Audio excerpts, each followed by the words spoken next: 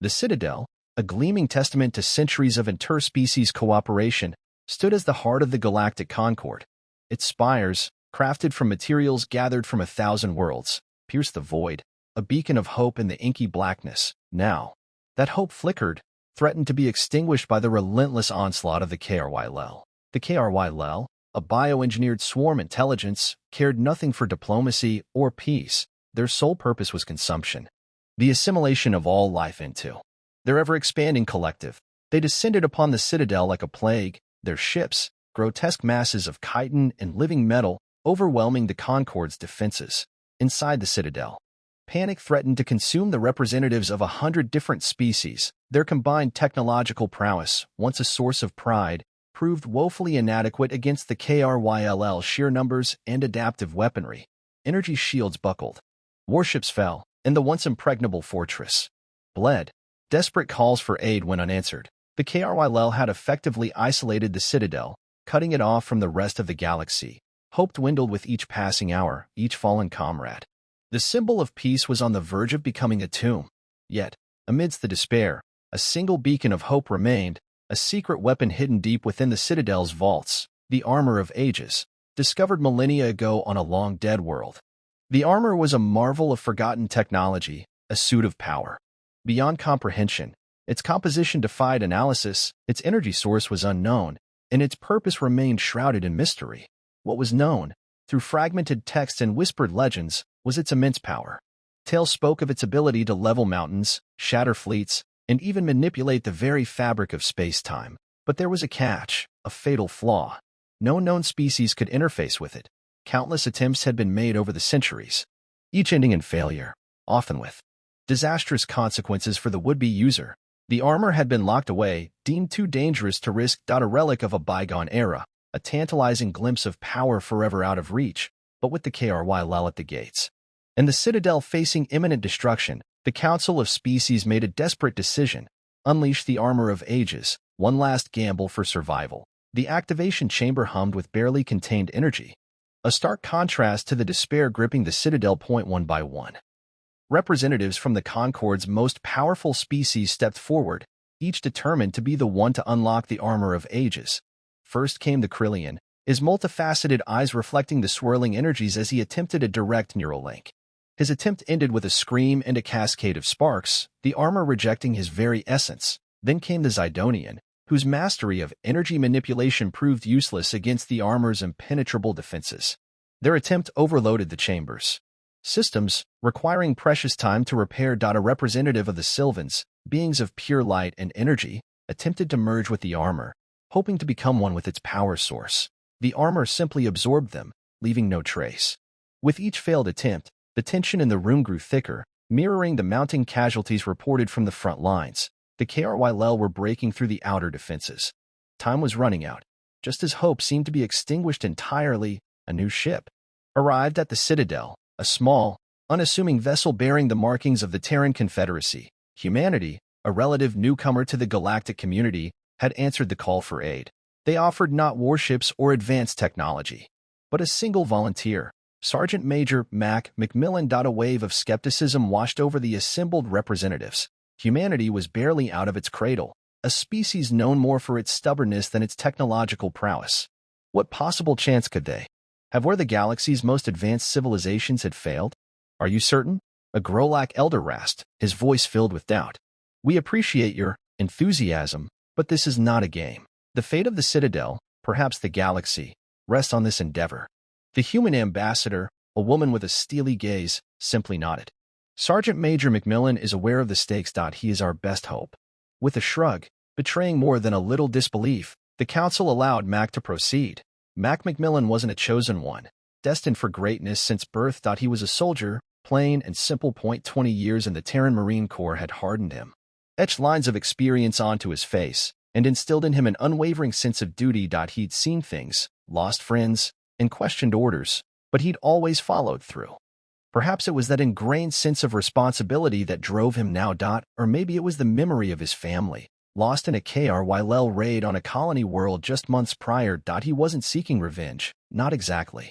But the thought of stopping the KRY-Lel, of preventing others from suffering the same loss, fueled a quiet fire within him. He wasn't a scientist, a mystic, or a genetically engineered super soldier. He was just Mac, a regular human being willing to step up when no one else could. He didn't expect to succeed, but he couldn't stand by and do nothing while the galaxy burned. He owed it to his family, to his comrades, and to himself to try. Mac stepped into the activation chamber, the heavy door hissing shut behind him, sealing him in with the silent, imposing armor of ages. The chamber was a fusion of technologies from a dozen different worlds, all designed to probe and connect with the ancient suit. Crystalline structures pulsed with ethereal light, casting strange shadows across the room. He was strapped into a multi-pronged harness, sensors pressing against his skin, ready to monitor every biological function. A neural interface, adapted from Krillian technology, ironically, hovered above his head, ready to establish a direct link to his mind. The air crackled with energy as the activation sequence initiated. A low hum filled the chamber, rising in pitch as the sensors scanned Mac's physiology. The crystalline structures glowed brighter, bathing the room in an almost blinding light. The neural interface descended, gently touching his forehead. He felt a tingling sensation, a probing warmth spreading through his mind. Images flashed before his eyes, alien landscapes, forgotten battles, fleeting glimpses of the armor's past. The pressure increased, becoming almost unbearable. He gritted his teeth, fighting to maintain consciousness. Then, as suddenly as it began, it stopped. The lights dimmed, the hum subsided, and the pressure vanished. Mac gasped for air, his body slick with sweat. He was still alive, but nothing had changed. The armor remained inert, a silent monolith in the center of the chamber. Status report. The human ambassador's voice crackled over the comm system. Negative, Mac replied, his voice hoarse. No connection. Same result as the others. He could almost feel the collective sigh of disappointment from the observers. Another failure, another dead end. He closed his eyes, a wave of despair washing over him. He'd come so far, endured so much, only to end up just like everyone else. Asterisk, is this it? Asterisk, he thought. Asterisk, is this how it ends? Asterisk, he pictured his family, their faces fading in his memory. He'd failed them. He'd failed everyone. Outside the chamber, the sounds of battle grew louder, closer.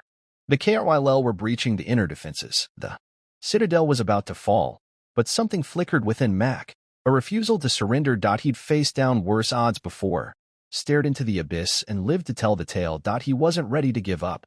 Not yet. He focused his mind, pushing aside the despair, drawing on every ounce of resilience he possessed. He thought of his training, the countless hours spent pushing his body and mind to their limits. He thought of his family, their memory a burning ember in his heart. He wasn't sure what he was doing, but he reached out, not with alien technology or psychic powers, but with something uniquely human, sheer, unadulterated determination. He focused on the armor, willing it to respond, pouring his very essence into the silent machine.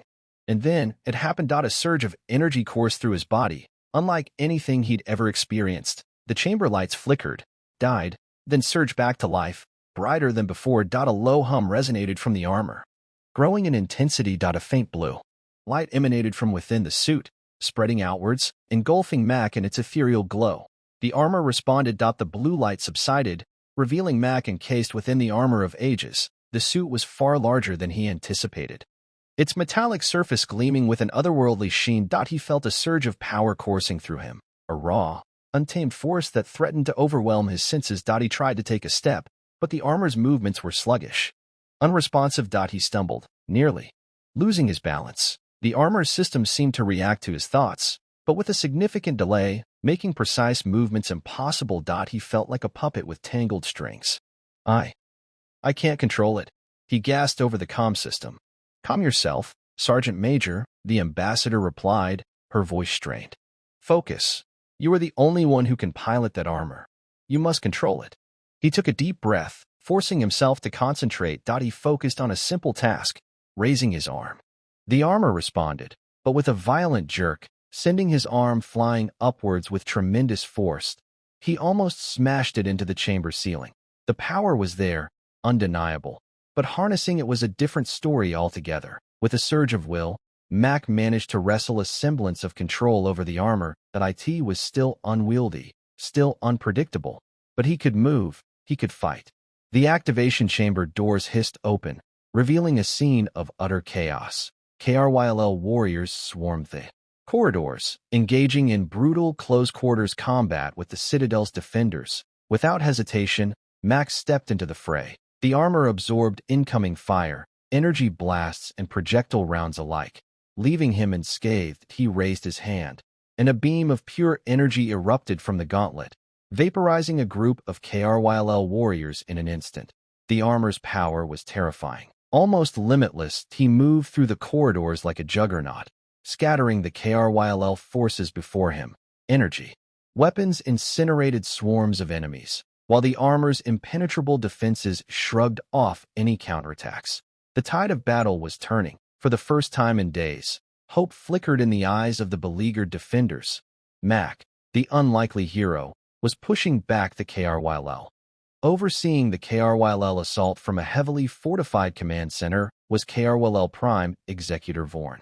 Vorn wasn't a single entity, but a node within the KRYLL's collective consciousness, tasked with ensuring the Citadel's assimilation that IT processed data at blinding speeds, constantly adapting its strategies to overcome the Concord's defenses. But now, something was disrupting its calculations that a single entity, encased in an archaic construct, was tearing through its forces with alarming ease. Initial reports were dismissed as anomalies, statistical outliers, but as the entity continued its relentless advance, Vorn was forced to reevaluate its projections. This thing defied analysis. Its energy signature was unlike anything Vorn had encountered before. Its defenses were impervious to the KRYLL's most potent weaponry, and its offensive capabilities were devastating. Vorn watched in cold, calculating horror as its carefully orchestrated assault crumbled before the onslaught of the Armor of Ages. This was not a statistical outlier. This was a threat, that a significant threat. The KRYLL had to adapt, and adapt quickly. As Mac continued his relentless assault, a different kind of battle raged within his mind. The Armor of Ages wasn't just a suit of armor. It was a conduit to something ancient, something powerful, something alien. Whispers echoed in his thoughts, fragmented memories of forgotten civilizations, visions of cosmic horrors, and a constant, subtle pressure to simply destroy. That he fought against it, clinging to his humanity, to his memories, to the reasons he'd volunteered for this mission. The armor seemed to amplify his emotions, turning his anger into a burning inferno, his determination into an unyielding obsession. He had to be careful. He couldn't let the armor consume him. He couldn't become just another weapon. Each blast of energy, each crushed KRYLL warrior, chipped away at his resolve. The line between Mac Macmillan and the Armor of Ages was blurring. He wondered if he could maintain control, or if he was destined to become a puppet, a mindless instrument of destruction in the hands of an ancient, unknown power, driven by a desperate need to end the fighting and silence the voices in his head.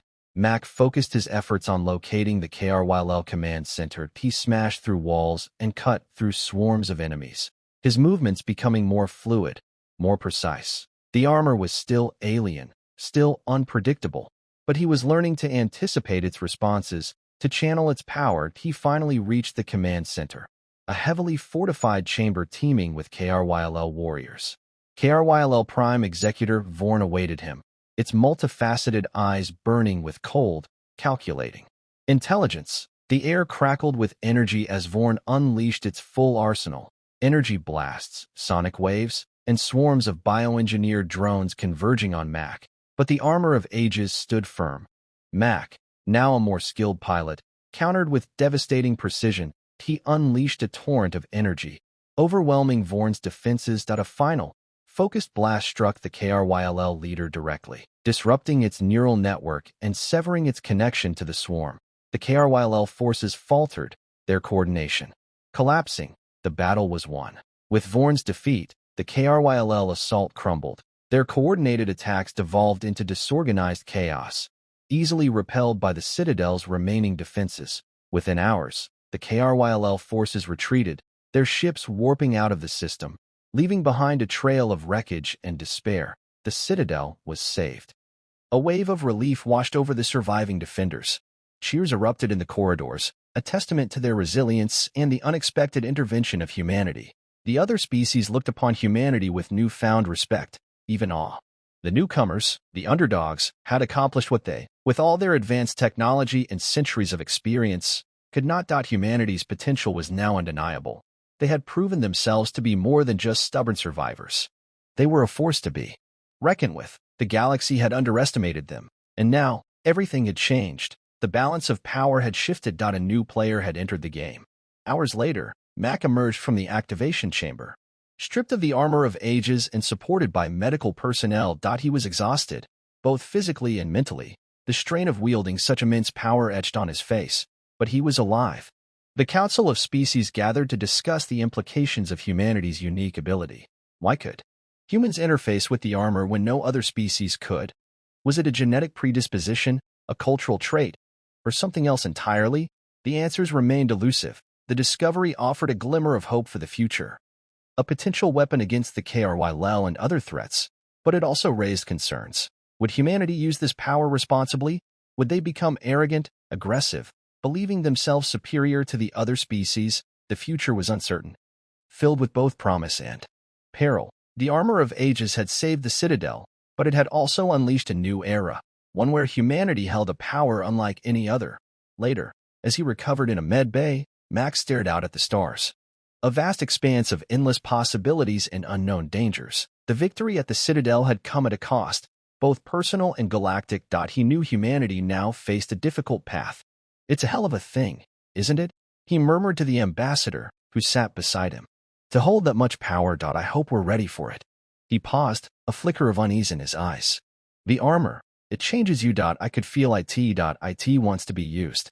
And I'm not sure it cares who uses it, as long as it's fighting.